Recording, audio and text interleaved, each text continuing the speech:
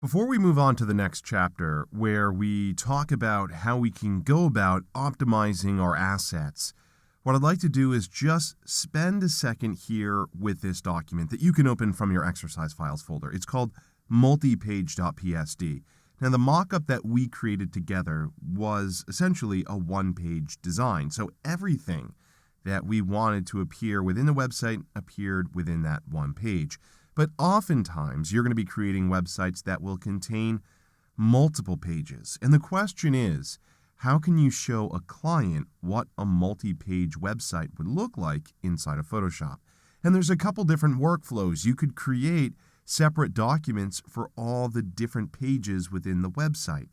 But if the website's going to share common elements across pages, sometimes it's a little bit easier to work with layer groups in combination with layer comps, giving you the ability to kind of simulate multiple pages. So if you do open this document, you'll notice that we have several different layer groups inside the Layers panel. Now, I will say this mock-up and design was provided to us by these guys right here. It's a free template that you can download from the internet. Anyway, with that being said, you can see that we have several different layers here. And right now, if I scroll down a little bit, we can see that we're looking at the About section. If I turn off the visibility of the About section and turn the visibility of the Our Team section, you'll notice that this section changes, but the footer stays constant, so does this main header area. So what we want to do, like I said, is create the illusion that we have multiple pages within this one document. The way that we do this inside of Photoshop is to come up to the Window menu, and under the Window menu, you can choose Layer Comps.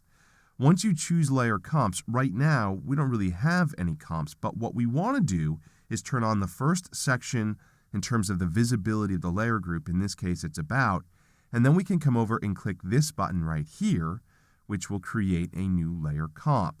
We can go ahead and name it, and I'm going to name it so it reflects the section of the site that we want to display. You can also add a comment which will appear here inside the panel, and this can be useful if you're going to send this PSD file off to a developer or someone that's going to actually write the HTML and CSS. In this case, I don't need to leave a comment, so I'll go ahead and click OK. And once you click OK, we can see we have the About Us layer comp.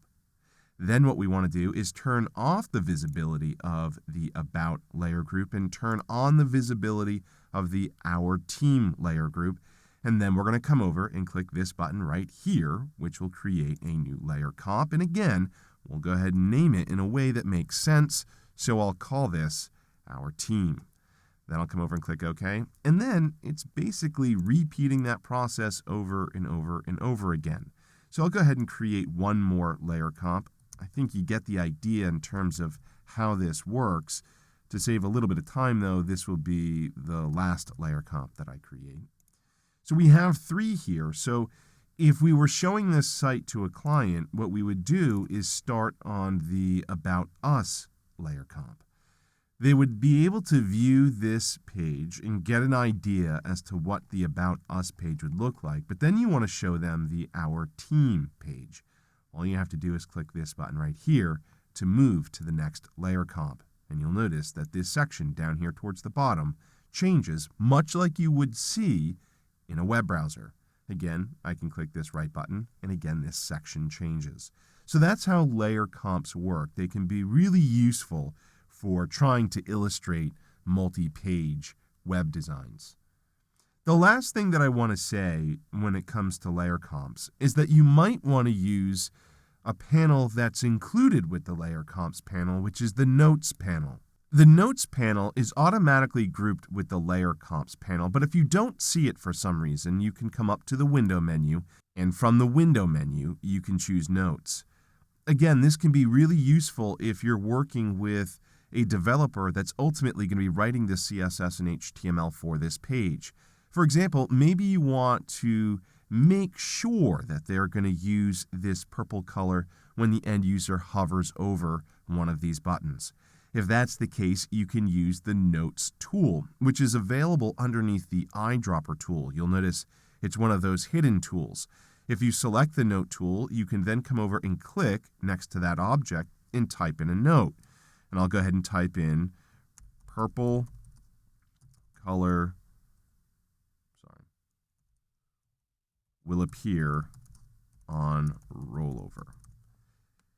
And that's it. That's all there is to it. So now, when the developer takes this PSD file, they'll immediately see that there's a note, and all they have to do is click on it to see the note within the Notes panel. So layer comps, very useful for creating multi-page layouts, and the Notes panel can be really handy when communicating with other team members when working on a website.